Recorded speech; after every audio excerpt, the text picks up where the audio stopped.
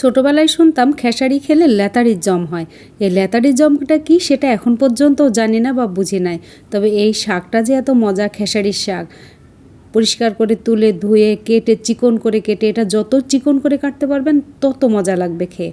আমার আম্মা ভীষণ মজা করে কাটতো আর এত সুন্দর করে কাটতো। এই শাক কাটার জন্য বটি লাগতো অনেক ধারালো, তাই আমার আব্বাকে দিয়ে আমার আম্মা বটিটা ধার দিয়ে নিত যাতে শাকটা অনেক চিকন করে কাটতে পারতো। আর এটা আমার আম্মার ছিল একটা বিশেষ ক্রেডিট।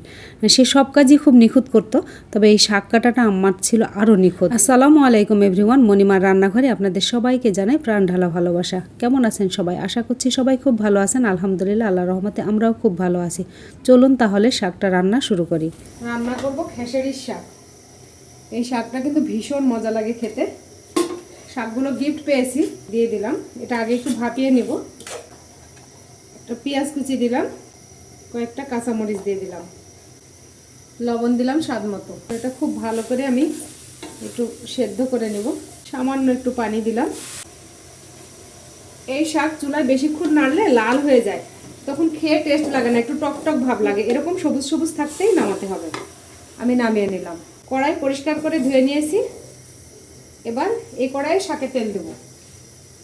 শাকে সবসময় তেলের পরিমাণটা একটু বেশি লাগে। কয়েকটা মরিচ ভেজে নিব শাকে।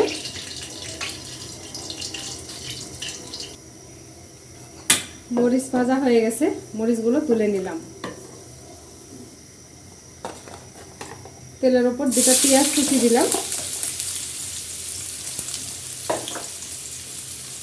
হামানদিস্তাতে একটা গোটা রসুন কুচি করে নিয়েছি। শাকে সবসময় রসুনের পরিমাণটা বেশি লাগে।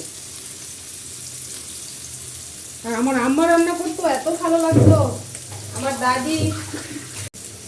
আমার দাদি, আমার আম্মা এত মজার শাক রান্না করতো। ওদের হাতে শাক রান্নার মতো কখনোই হয়নি, তবে চেষ্টা করি ওদের মতন করে তৈরি করে। এখন তো আর ওনাদের পাবো না।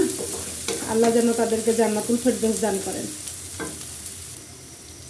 পেঁয়াজ রসুন বাদামি রং হয়ে গেছে। এবার শাকগুলো ঢেলে দিব। এর চেয়ে বেশি লাল করলে কিন্তু রসুন তিতা হয়ে যাবে, খেয়ে মজা লাগবে না। শাকগুলো দিয়ে দিলাম।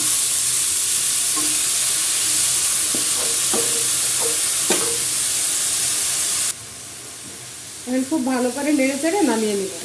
খুব বেশি কিন্তু চুলার ওপর রাখা যাবে না, খুব বেশি সময় চুলার ওপরে রাখা যাবে না। নেড়ে চেড়ে নামিয়ে নিব।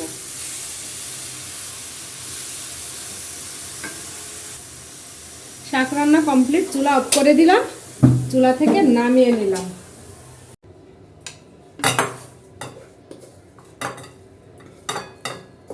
আমার এই রেসিপি যদি ভালো লেগে থাকে তাহলে ইউটিউব থেকে দেখলে সাবস্ক্রাইব করবেন, বেল আইকন টিপে রাখবেন। ফেসবুক থেকে দেখলে ফলো দিয়ে রাখবেন, তাহলে নতুন রেসিপি আপলোড করার সঙ্গে সঙ্গে পেয়ে যাবেন।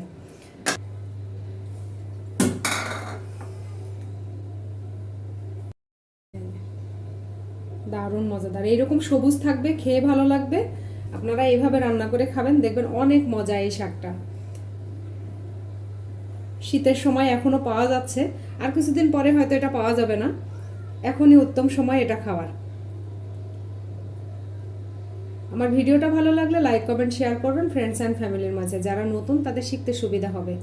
আপনাদের একটা লাইক কমেন্ট শেয়ার আমার রান্নার প্রতি অনেক আগ্রহ বাড়িয়ে দেয়। আগামী রেসিপি নিয়ে আসা পর্যন্ত নিরাপদ সুস্থ সুন্দর থাকবেন, আমাদের জন্য দোয়া করবেন।